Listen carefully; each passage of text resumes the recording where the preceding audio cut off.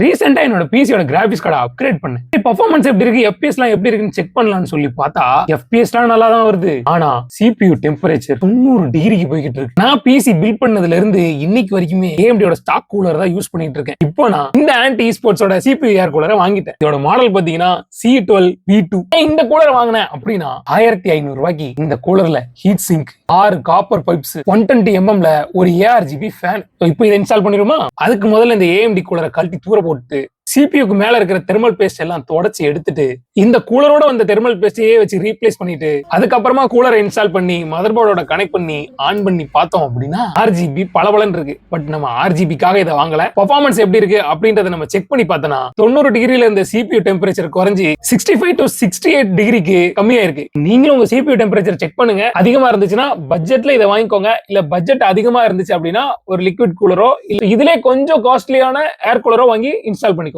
தென் மறக்காம இதே மாதிரி நிறைய டெக் ரிலேட்டட் இன்ஃபர்மேஷனுக்கு நீங்க என்ன ஃபாலோ பண்ணிக்கோங்க.